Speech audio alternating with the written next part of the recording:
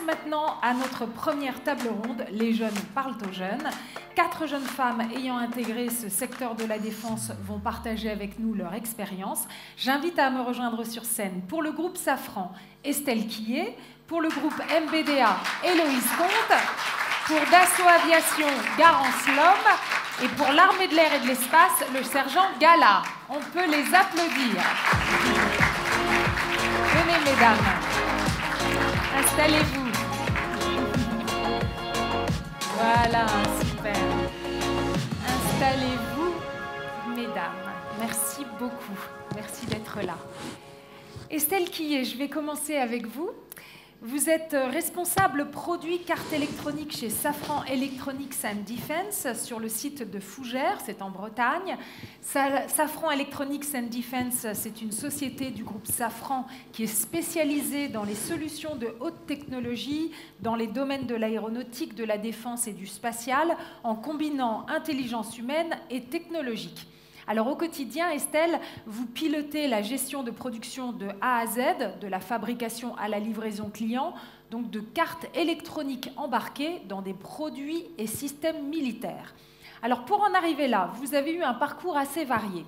Vous avez commencé par un BTS études et réalisation d'outillage et vous avez enchaîné par un diplôme d'ingénieur mécanique et production en alternance chez Renault. Alors évidemment, c'est un choix d'études qui n'est pas anodin pour une jeune fille. Or, si j'ai bien compris, ce qui vous a amené à vous diriger vers ces métiers techniques, c'est d'abord et avant tout votre esprit rebelle. C'est bien cela? Vous avez un micro? Alors, voilà, merci. Très bien. Tout le monde m'entend? Bonjour à toutes. Donc oui, effectivement, c'est mon esprit rebelle qui m'a conduit à ce parcours.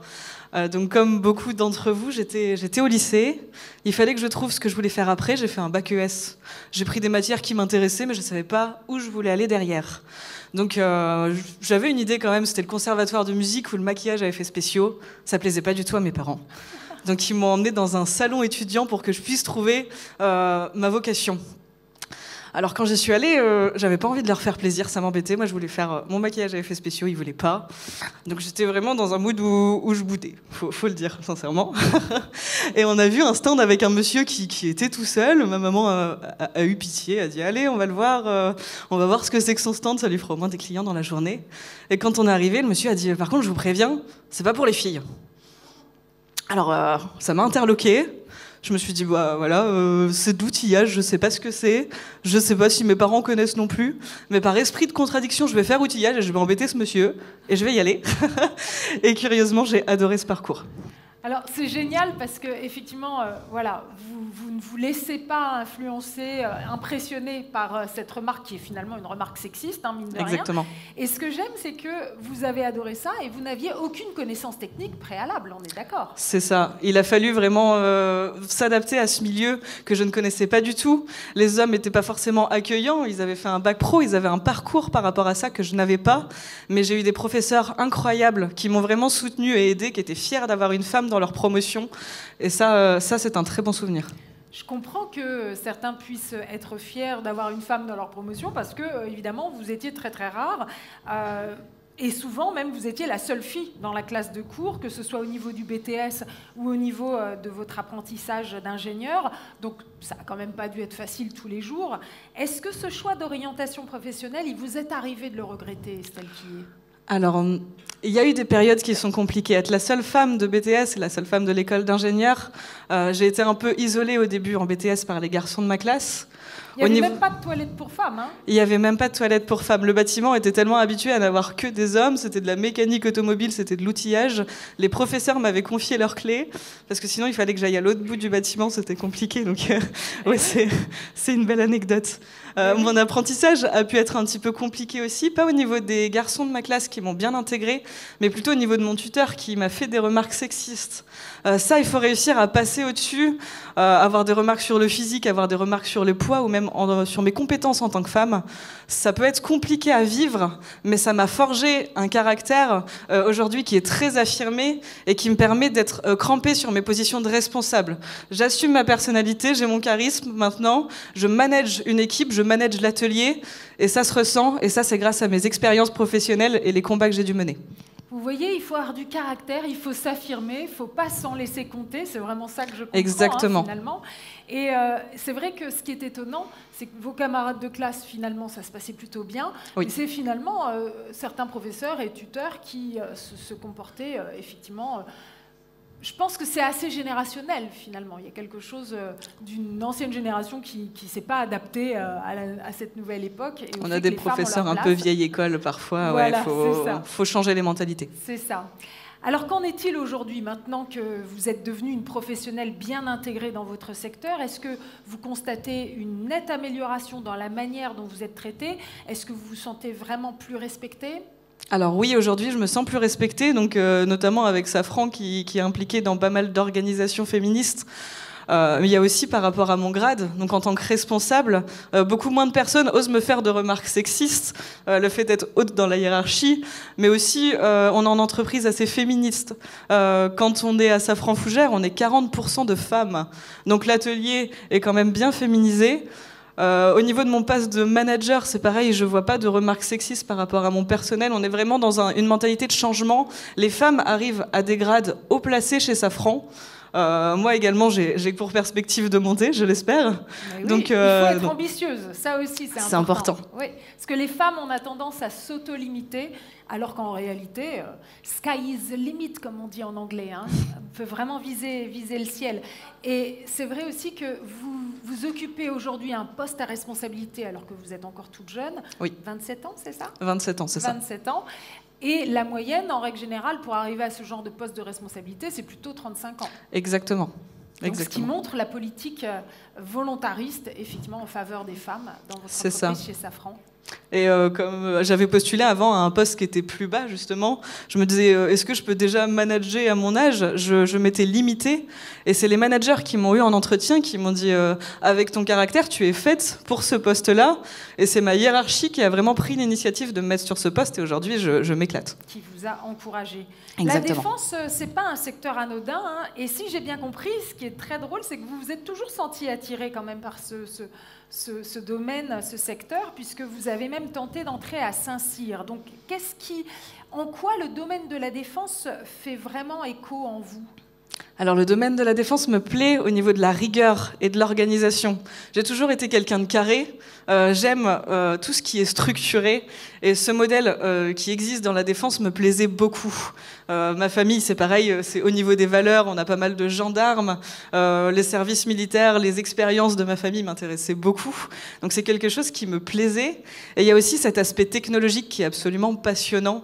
Donc dans la défense ça évolue énormément. Quand on regarde tout ce qui est épisodes de C'est pas sorcier, j'en ai vu un dédié à une de mes cartes électroniques, voir comment c'était intégré. C'est passionnant et il y a également Safran qui m'offre des possibilités, par exemple d'aller à l'Eurosatori, qui est un salon spécialisé dans la défense et plus particulièrement dans l'armement. Et là, on peut voir toutes les évolutions technologiques et c'est quelque chose que j'adore transmettre en tant que manager à l'atelier pour leur faire part de cette culture et de ces produits qui sont magnifiques. Ah, c'est vrai que c'est un secteur vraiment de pointe. Je pense qu'on peut applaudir Estelle Quillet pour ce témoignage. Merci tout le monde. Héloïse, je continue avec vous. Vous aussi, vous avez intégré une école d'ingénieur juste après le baccalauréat. Vous avez étudié la mécatronique. Alors, je me suis renseignée sur ce qu'est la mécatronique et en gros, je la fais courte, j'ai compris qu'il s'agit d'un mix entre la mécanique, l'électronique et l'informatique qui permet de concevoir des systèmes intelligents et ainsi améliorer les performances de tout type d'équipement. Donc autant dire que c'est un sujet absolument fascinant. En vous regardant, Héloïse Comte, la question que je me pose, c'est qu'est-ce qui peut pousser une jeune femme comme vous à embrasser ce type d'études? J'ai toujours eu une envie de comprendre ce qui m'entourait, une curiosité naturelle. Et je me rappelle très bien à Noël, lorsque j'ai reçu mon premier jeu vidéo en primaire, j'étais absolument fascinée par le fait qu'il y ait tout un monde virtuel dans une si petite cartouche de jeu. Voilà, et aujourd'hui, je travaille en électronique. J'ai été attirée par le métier d'ingénieur que j'ai découvert bien plus tard au lycée, parce qu'en fait, j'ai découvert la diversité des carrières qui étaient proposées, puisqu'on peut travailler en R&T, on peut travailler en production, en qualité. Et je me suis dit qu'il y aurait forcément une voie pour moi dans laquelle je pourrais être épanouie. Ça, déjà, c'est un message clé pour les jeunes filles qui sont présentes. C'est vrai que le métier d'ingénieur ouvre énormément de perspectives, de possibilités. Et ça, déjà, voilà, vous savez qu'en embrassant ce type de parcours, vous offrez encore plein de possibilités. Une fois votre diplôme d'ingénieur en poche, vous avez intégré le groupe MBDA, c'était en 2020. Et donc, il faut croire que tout se passe bien, puisque aujourd'hui, en 2024, vous êtes toujours dans ce groupe. Et année après année, vous avez pris du galon. Vous avez commencé comme conceptrice de moyens d'essai. Et désormais, vous y travaillez en tant qu'ingénieur maîtrise d'ouvrage. Alors, en tant que professionnel, quels sont, selon vous, les avantages à travailler dans ce secteur de la défense ? Alors, dans mon cas, c'est avant tout les projets qui sont extrêmement ambitieux techniquement. Et du coup, c'est passionnant, c'est des défis à relever chaque jour. Et on n'est pas tout seul. C'est des produits si complexes qui sont développés qu'on travaille tous ensemble et on apporte tous notre pierre à l'édifice, nos connaissances, nos compétences. J'ai eu la chance d'intégrer une équipe qui est très expérimentée, qui est bienveillante et auprès de qui j'apprends énormément. Et donc voilà, en tant que jeune ingénieur, travailler dans ces conditions, c'est vraiment royal. Mais c'est ça qui est formidable, c'est qu'encore une fois, et on insiste sur ce point, on parle d'un secteur de pointe, et donc sans arrêt, vous pouvez apprendre, évoluer. Il y a quelque chose qui n'est pas du tout statique, quoi. On n'est pas dans un train-train. Absolument, oui. Dans mon domaine d'expertise en particulier, on pousse vraiment les technologies au bout de leur retranchement. Et donc c'est vraiment incroyable, on découvre des choses. C'est aussi un secteur qui a du sens. Absolument. Pour moi, ça a complètement un sens de travailler dans la défense, puisque c'est contribuer à la défense de la France, de ses alliés et de l'Union européenne. Exactement. Et de ces valeurs démocratiques si précieuses et si menacées en ce moment. Héloïse Comte, on mesure en vous écoutant à quel point la passion, c'est un moteur essentiel dans votre quotidien. Pour autant, j'imagine que ça n'a pas dû être un long fleuve tranquille. Quel type d'obstacles ou de freins avez-vous rencontré sur votre chemin ? Le frein principal que j'ai rencontré, c'est l'absence de modèle féminin.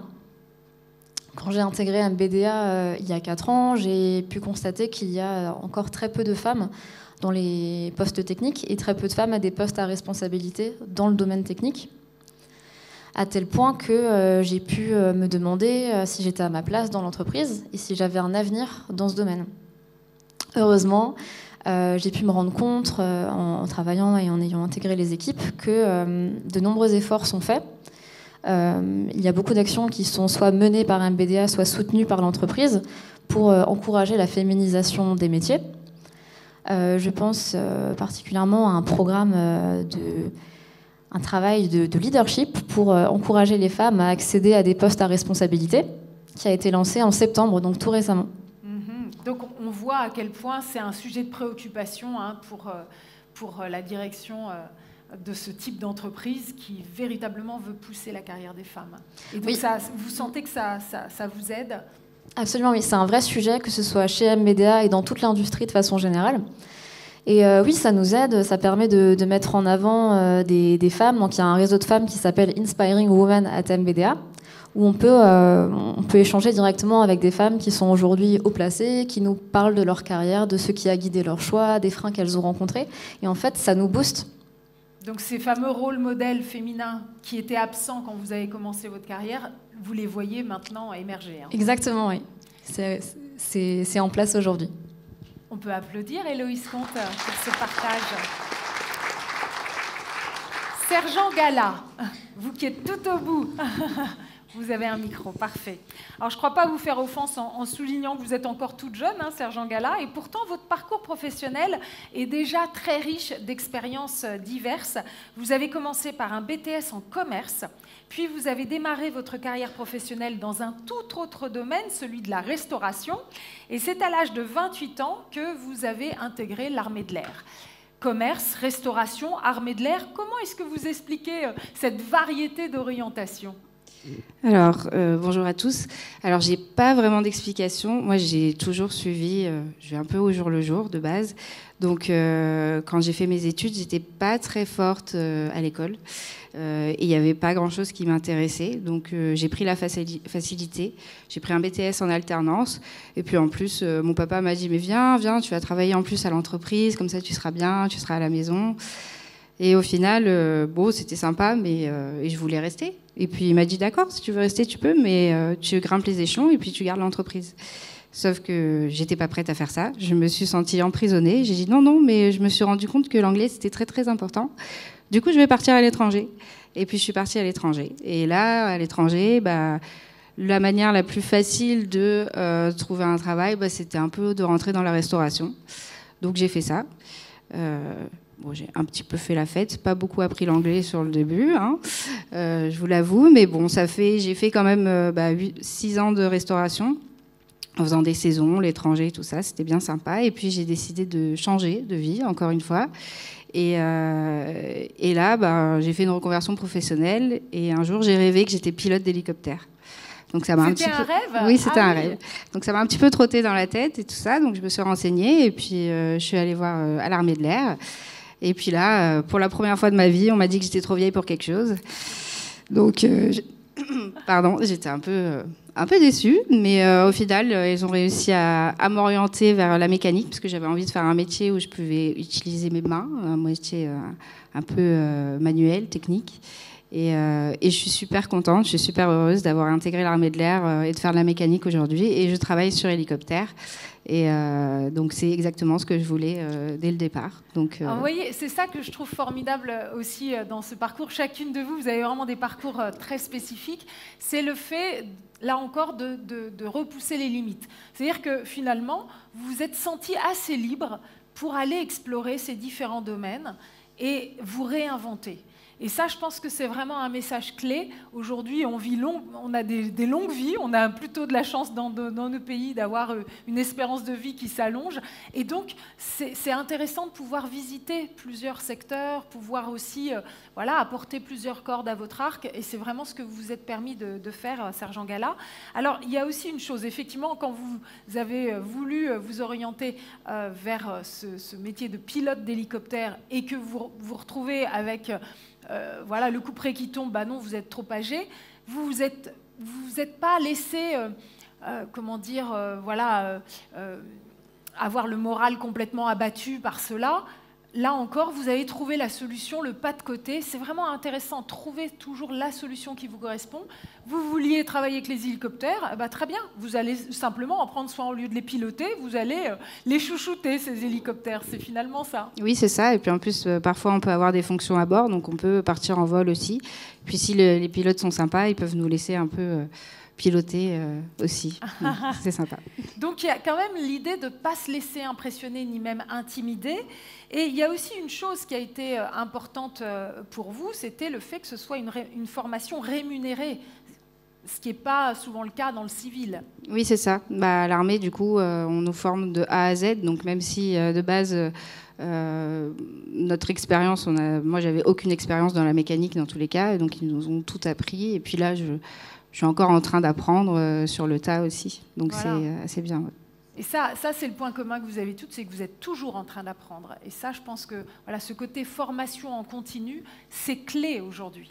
Aujourd'hui, si on veut réussir à pouvoir rester sur le marché du travail, il faut sans arrêt continuer de se former. Ça, je pense que c'est aussi un message très important. On peut applaudir le sergent Gala pour ce partage.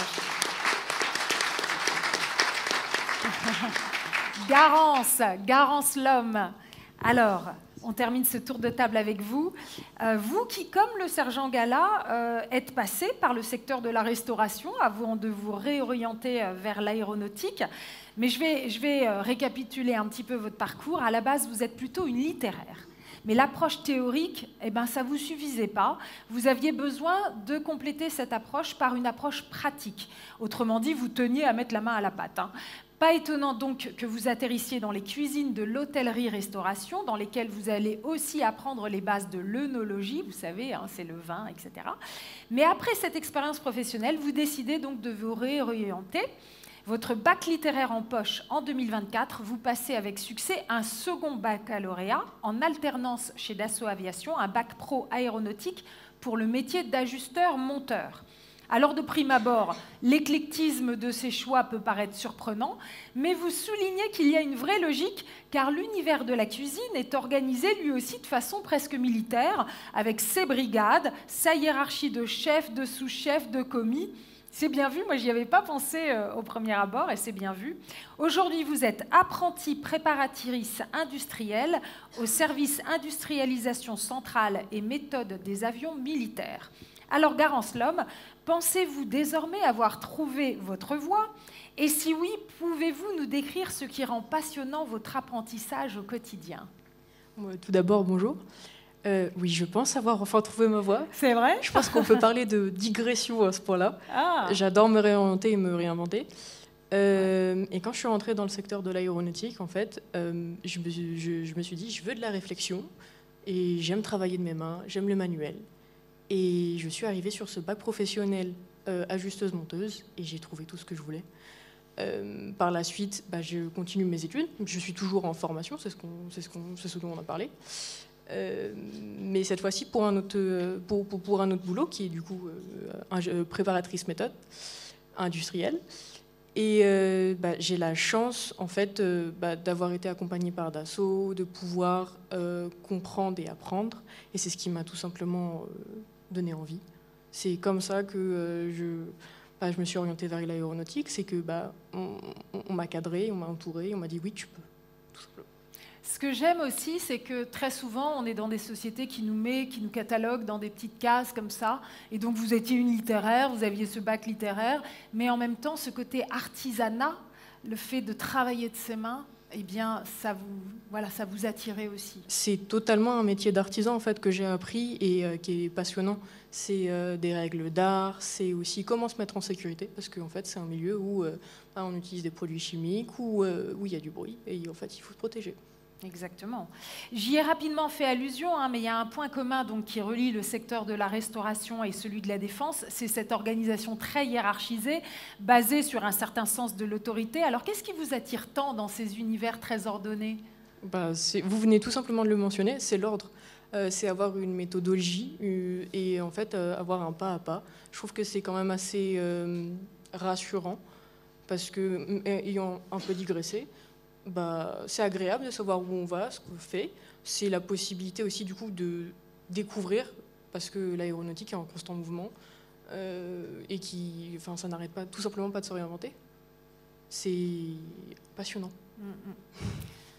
Alors, je pense que c'est clair qu'il en faut beaucoup pour vous décourager. D'ailleurs, c'est valable pour vous quatre. Il n'empêche que j'imagine que toutes ces dernières années, tout n'a pas été simple. Quels sont les obstacles, les difficultés auxquelles vous avez dû vous confronter en tant que femme?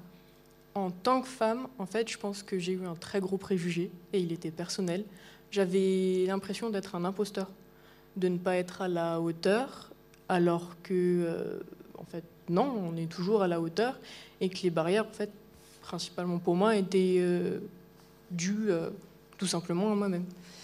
C'est le fameux syndrome de l'imposteur qu'on retrouve chez la plupart des femmes. C'est pour ça qu'elles s'auto-limitent, elles n'osent pas aller vers tel ou tel métier en se disant « c'est pas pour moi, j'y arriverai jamais ».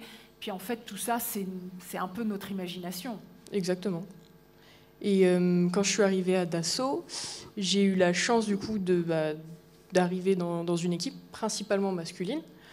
Mais je pense qu'il y a quand même un temps d'adaptation. Il faut quand même prouver son savoir et prouver qu'on est capable. Et une fois que, par exemple, sur une tâche un peu plus physique, un peu plus forte, on montre qu'on est capable de le faire, tout est beaucoup plus simple, je trouve. En plus, j'ai la chance quand même d'avoir une mère qui s'est occupée de 2 enfants à charge toute seule et qui m'a tout simplement dit « arrête de te mettre des limites ». Ça, c'est beau. J'aime beaucoup le fait que vous vous inspiriez aussi du parcours de votre maman. Parce qu'il faut savoir quand même qu'énormément de mamans font des miracles chaque jour et souvent elles sont seules. Vous savez qu'une mère isolée sur 3 vit sous le seuil de pauvreté dans toute l'Europe. Ça vous dit un petit peu les difficultés, les obstacles de beaucoup de femmes. Et donc d'avoir cette source d'inspiration, je trouve ça très très beau. On peut applaudir Garance Lhomme.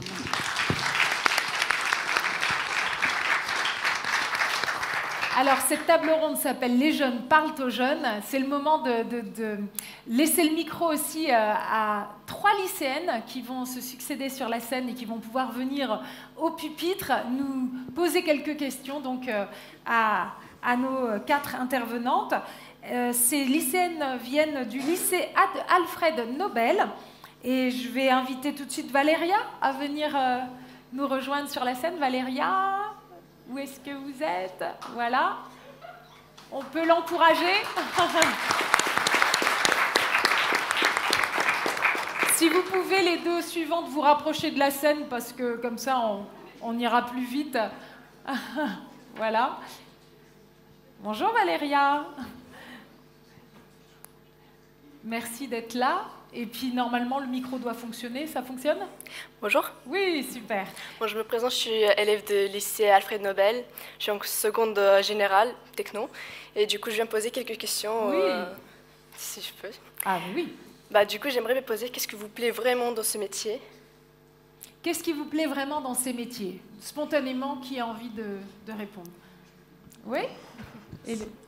Bonjour. Estelle. Alors moi, ce qui me plaît, c'est le challenge au niveau de la responsabilité. Là, par exemple, on m'a mis à un poste où je dois gérer 25 millions d'euros par an. Oula. C'est énorme. J'ai ça sur les épaules et on me dit t'as tout l'atelier, amuse-toi. C'est toi qui vois comment tu peux améliorer les choses. T'as ton équipe, t'as ton budget, c'est ton terrain de jeu et je vois vraiment ça comme un jeu. Et c'est tellement amusant. On se dit, on peut optimiser ça, et si on optimise ça, ça fait gagner 1 million, mais si on optimise ça, alors qu'est-ce que je priorise? Et ça, une fois que tu commences à te mettre dans le jeu et tu commences à t'amuser, t'adores ton travail. Oula. Alors là, C'est impressionnant, hein? oui, vraiment impressionnant. Et du coup, j'aimerais aussi poser comme question, c'est vraiment important, est-ce que vous vous êtes jamais perdu dans vos choix personnels de ce que vous voulez faire dans le futur? Par exemple, vous voulez faire un truc, mais en même temps, vous aimez faire un autre truc. Ce qui a été un peu le cas de tout ici, puisqu'il Oui. y a eu pas mal de réorientation. Comment vous avez fait pour vraiment choisir et faire le métier? Bah, pour le coup, je pense que c'est la possibilité d'essayer. J'ai testé du coup plusieurs options. J'ai fait un bac général, j'ai fait ensuite de l'hôtellerie-restauration pour encore me réorienter. Donc je pense que de manière personnelle, il faut vraiment se laisser la possibilité de faire ce que tu veux. Donc c'est comme ça que je le vois. Et c'est sans doute en testant que vous allez pouvoir mieux comprendre ce qui vous correspond, en fait. C'est exactement Quelqu'un ça. d'autre voudrait répondre aussi à cette question? Moi, je suis d'accord avec Garance. Il faut tester. Enfin, moi, je sais que les études, je m'étais toujours dit, il faudrait que j'en reprenne un jour. Mais je voulais attendre de trouver un truc qui me donne vraiment envie, parce que sinon, ça ne marchait pas de toute façon. Et voilà, il faut prendre le temps de réfléchir, de peser le pour et le contre, et après de se dire, bon, bah, là, c'est le moment, j'y vais, quoi. Merci beaucoup. Héloïse voudrait aussi répondre. J'aimerais ajouter un dernier élément, c'est que souvent on peut se mettre énormément de pression, se dire il faut faire le meilleur choix le plus tôt possible. En fait, on a le droit de se tromper, c'est pas grave. On peut vraiment pivoter dans nos carrières, donc on a un très bel exemple ici. C'est pas grave, par exemple, dans le supérieur, de se tromper au bout d'un an, de changer d'orientation. C'est pas grave, on aura déjà appris des choses, on aura grandi et on se connaîtra mieux. Alors ça, c'est absolument essentiel, hein, parce que c'est vraiment pas dans la culture française. Dès qu'il y a un échec, on a l'impression qu'on est condamné à vie, alors qu'en réalité, ça fait partie de l'expérience qui permet de mieux se connaître, d'appréhender les choses. Donc vraiment, ne vous limitez pas. Ça vous parle tout ça, Valéria? Oui, ça répond à beaucoup de choses, surtout qu'il y a beaucoup de filles qui sont peut-être d'accord avec moi, qui se sont perdues dans des questions ce qu'elles veulent faire dans le futur. Ben évidemment, Voilà. évidemment. Voilà. Merci beaucoup. On peut applaudir aussi Valéria. Merci beaucoup. Je vais appeler Marie aussi, qui peut venir poser une question. Marie, venez nous rejoindre. Bonjour. Bonjour, je me présente, je m'appelle Marie, je suis élève au lycée Alfred Nobel. J'ai 2 questions à vous poser. La première, c'est comment est-ce qu'on fait si on veut faire un métier qui a besoin de longues études, mais qu'on a du mal avec justement tout ce qui est scolaire, etc. Qui aimerait répondre à cette question? Donc, allez, Garance. Pour des longues études. Moi, je continue. Pour te dire, j'ai 22 ans, j'ai eu 2 bacs. Et ça paraît déjà long, je suis d'accord. Il ne faut pas avoir la notion de temps. Et je pense qu'à partir du moment où tu trouves quelque chose qui te plaît, en fait, tu verras peut-être pas le temps, ou tu voudras te former pour mieux comprendre. Je ne sais pas si ça répond à ta question. Oui, ça répond. Ouais. Est-ce que vous avez quelque chose en tête en particulier en posant cette question, peut-être? J'ai envie de devenir pédopsychologue, donc il y a 5 ans d'études, donc il faut un master. Sauf que j'ai beaucoup de mal avec tout ce qui est scolaire, etc. Donc, voilà. Donc vous vous demandez si c'est vraiment la voie à suivre, quoi. Je veux bien jeter une partie. Oui, Estelle. Donc moi j'étais en lycée général comme toi et j'étais mauvaise à l'école. J'étais en maths, j'avais une mauvaise moyenne, en anglais j'avais une mauvaise moyenne. Les professeurs se demandaient même qu'est-ce qu'elle fait là, est-ce qu'elle est vraiment faite pour les études, et ils voulaient que j'arrête et à me mettre à un bac ou quelque chose dans le social, mais en tout cas ils se disaient les études sont pas faites pour elle. Moi j'ai pris ça pour un challenge personnel. Je me dis ils me mettent déjà dans une catégorie de « elle n'est pas faite pour les études », mais qui ils sont pour définir ce que je dois faire. Et là, j'ai commencé à travailler sur mes lacunes. Donc j'ai réussi à intégrer le BTS. Et quand j'ai intégré le BTS, c'est pareil, je n'étais pas forcément très bonne en cours, mais c'est la passion des professeurs et c'est le fait de te passionner par une matière. Tu te dis « j'adore ce que je fais, j'ai choisi de faire ça ». Et en disant j'ai choisi de faire ça, tu vas vouloir travailler dessus. Et en travaillant dessus, naturellement, si tu te poses des questions, si ça te plaît, tu vas commencer à avoir des bonnes notes parce que tu es passionné par ce que tu fais. Donc toi, si c'est la pédopsychiatrie, au niveau des matières, si ça t'intéresse vraiment, tu vas te questionner, tu vas regarder des vidéos, tu vas te cultiver, et grâce à ça, je l'espère, tu auras ton diplôme. C'est encourageant, hein? Oui. Vous avez une autre question? Est-ce que vous avez déjà... Est-ce qu'un emploi, par exemple, ou un poste vous a déjà été refusé au profit d'un homme? Ah. Quelque chose comme ça. Est-ce que vous avez eu cette expérience-là? Un poste qui vous a été refusé au profit d'un homme? Non? Personnellement, non, parce que tu as pas mal de sexisme positif où ils sont contents d'avoir une femme, justement. Au niveau de la défense, ils sont fiers de pouvoir féminiser leur milieu. Et justement, les hommes sont jaloux par rapport à ça, en se disant les femmes sont favorisées, il n'y en a pas assez, donc votre profil il ressort tout de suite, on voit que vous. Enfin, moi, c'est le sentiment qu'on me remonte. Je sais pas Vous si avez le même sentiment? Micro, Garance. Voilà. Peut-être pas pour un poste, peut-être plus pour un sport. Ah. Mais non, en soi, oui, c'est vrai qu'on est plutôt favorisé par rapport au recrutement dans les entreprises. Je pense que c'est une des spécificités de ce secteur de la défense. C'est pas forcément dans tous les secteurs. Et c'est d'ailleurs la raison pour laquelle on a envie vraiment de porter à votre connaissance le fait que ce secteur, qui peut vous paraître éloigné de votre quotidien ou peut-être de vos rêves, a priori, en fait, peut véritablement être une possibilité qui s'ouvre à vous. D'accord. Merci beaucoup. beaucoup. On peut applaudir Marie. Et maintenant, j'invite Binta à venir sur la scène. Binta, elle a ses fans dans la salle. Bonjour Binta.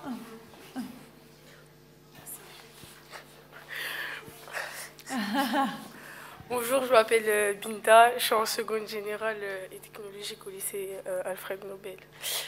Bien parler dans le micro parce qu'on ne vous entend pas autrement.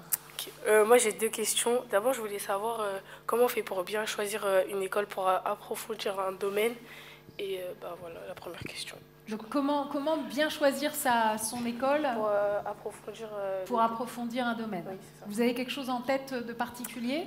Parlez dans le micro s'il vous plaît. Non, mais je voulais juste savoir. D'accord. Ça vous parle cette question? Moi, je parlerais des salons étudiants. Ouais. Je sais que en plus, chez Dassault, on participe au label Féminisons. On a aussi les marraines bougent. Et on est aussi présent, il me semble, sur les job teasers, un truc comme ça. Et je me dis que si tu veux te spécialiser, c'est toujours les forums les mieux pour voir ce qu'il y a. Les salons des métiers, les salons de l'étudiant, tout ce qui peut permettre de découvrir un petit peu les différentes filières, etc. quoi. Quelqu'un veut ajouter quelque chose? Héloïse? Pour compléter, je pense qu'un bon levier, c'est aussi de parler aux gens, donc de prendre des contacts le plus tôt possible. Et en fait, c'est pas la peine, on n'a pas besoin d'avoir un réseau dans la famille. En fait, il suffit de contacter des personnes, soit à ce genre d'occasion, soit par mail, sur LinkedIn. Il y a aussi un nouveau site qui s'appelle My Job Classes, où My Job Classes, oui, on a des ambassadeurs du secteur, on en a beaucoup, qui sont ouverts. On peut leur passer un coup de fil pour parler avec eux de leur expérience, de leur école. C'est vrai que ça, c'est une très bonne idée, de vous rapprocher de professionnels qui sont en place, qui font le métier, qui vont pouvoir aussi vous dire vraiment voilà, la réalité de ce métier, du contexte, etc. Ok. Vous aviez une deuxième question, Oui, Binta. je voulais demander, est-ce que vous pouvez nous expliquer une journée type Au micro. Ok.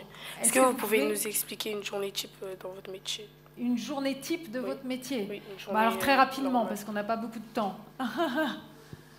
Sergent Gala. Je vais commencer. Alors nous, on n'a pas vraiment de journée type parce qu'on fait beaucoup de choses. Mais par exemple, si on est en piste, donc si on organise les départs et les arrivées des hélicoptères, donc on prend connaissance des vols de la journée, on vérifie qu'on ait tous nos ingrédients qu'il faut, on fait le tour sur la machine, voir si tout va bien, qu'il n'y ait pas un écrou qui a été oublié ou quelque chose. Surtout que là, il y a des questions de sécurité. Voilà, ça peut être très très dangereux, ou un objet non désiré qui soit resté dans la cabine. Et puis après, dès que c'est l'heure, donc on organise le départ, donc en collaboration avec le pilote. Et puis ensuite, on attend que la machine revienne pour la récupérer, la réceptionner, nettoyer s'il faut nettoyer les vitres ou tout, parce qu'il y a beaucoup de moucherons là-haut, donc il faut tout nettoyer et vérifier que rien n'a été oublié, qu'il n'y ait pas eu de soucis, de fuite ou quoi que ce soit. Et puis on va manger le midi, on revient. S'il y a d'autres vols, on fait la même chose. On aide s'il y a de la maintenance sur d'autres hélicoptères. Et puis voilà, je crois que c'est à peu près tout. J'ai oublié quelque chose? Non, c'est bon. Non, ça donne une bonne idée de la journée, effectivement. Donc tout ça auprès des hélicoptères, bien entendu. Garance Lhomme. Moi, je peux te parler des compagnons, parce que c'est des méthodes, en fait, ça change un peu tous les jours. Pour un compagnon, ce qui est sûr, c'est qu'il faut qu'il arrive, qu'il change, qu'il mette ses EPI. Parce que, mettez le micro plus proche de votre... Excusez-moi. Ouais. Non, pas de souci. C'est en fait, il se change tout simplement dans son vestiaire, il met ses coques, il met son uniforme, et après, il arrive sur chaîne. Et il regarde les tâches qui lui sont attribuées, il a une certaine méthodologie, il ouvre les fiches instructions dont il a besoin, et des fois, il travaille en équipe, par exemple sur du rivetage. Le rivetage, j'explique très sommairement, c'est prendre un pistolet pneumatique avec un métaux lourd et écraser un rivet. Voilà. Et en fait, la journée d'un compagnon se résume à faire ses opérations, rester en sécurité, parler avec du coup l'équipe qui le relève, parce que généralement on travaille en 2 équipes, une du matin, une du soir. Et voilà.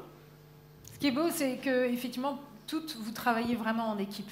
Et je pense que ce travail collaboratif aussi, c'est quelque chose de très nourrissant humainement aussi. Je ne sais pas si Binta, tu y as pensé. Est-ce que toi, tu es plus attirée par des métiers collectifs, enfin qui permettent de vivre le collectif, ou plutôt Oui.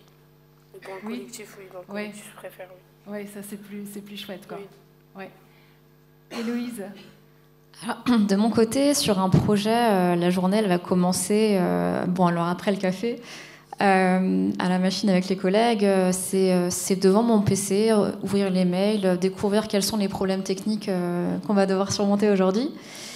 Et là, donc soit je m'appuie sur mes compétences, soit je peux demander de l'aide de mes collègues. Et en fait, le but du jeu, c'est de trouver le meilleur compromis au niveau système. Donc pas uniquement sur mon périmètre, mais aussi sur celui de mes collègues. Parce qu'en fait, ce qu'on apprend en école d'ingénieur, c'est que ce qui est important, c'est de trouver le meilleur équilibre sur un système. Donc de répartir les contraintes. Et du coup, en fait, c'est beaucoup ça, c'est beaucoup bien comprendre ce qu'on fait et toujours rebondir, refaire des choses qu'on a déjà faites pour se rapprocher de la meilleure solution qui va fonctionner. Très intéressant. Estelle Quillier. Alors moi, vu que je suis en production, ça commence par tu passes tes indicateurs. Donc est-ce que tu as livré toutes tes cartes électroniques comme tu le devais, étant donné que moi je gère de A à Z ma partie. Avec mon équipe, du coup, on passe les indicateurs. Donc est-ce qu'on était bon niveau qualité? Après, tu as tout ce qui est aléa dans l'atelier. Donc les gens qui te remontent la carte, elle a eu un problème, il faut faire quelque chose, donc tu analyses les problématiques. Pourquoi elle a eu un problème? Est-ce que c'est quelqu'un qui s'est trompé? Est-ce que c'est une machine qui est défaillante? Si c'est une machine qui est défaillante, comment on peut la réparer pour pas que ça arrive? Donc toutes les journées, tu te poses beaucoup de questions. Au niveau de l'atelier, au niveau de tes réunions également, il y a des chantiers qu'il faut créer. Comment optimiser ton boulot? Comment optimiser tes cartes électroniques? Et c'est se poser des questions toute la journée. Donc quand tu rentres, t'es fatigué, mais tu t'es tellement amusé que t'es bien. J'aime bien parce que Estelle tout l'amuse. Oui, j'aime bien s'amuser, c'est important. Ça donne envie, non, Binta? Vous y réfléchirez. Merci beaucoup, Binta. On peut applaudir Binta.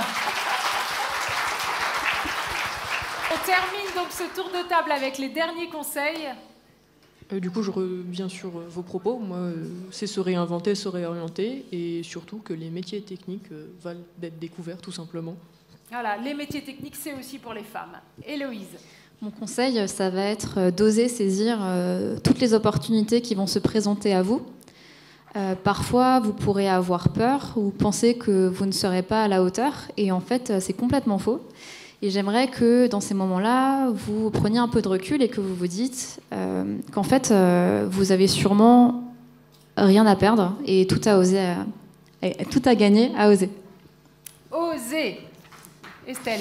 Alors comme mes collègues, il ne faut pas hésiter à essayer, donc aller dans les salons étudiants, revoir des matières qu'on ne connaît pas du tout, se poser les questions, des fois y aller au culot et se dire je vais faire ça, parce que vous pouvez vous découvrir une passion surprenante sur ces métiers. Donc n'hésitez pas à poser des questions, renseignez-vous.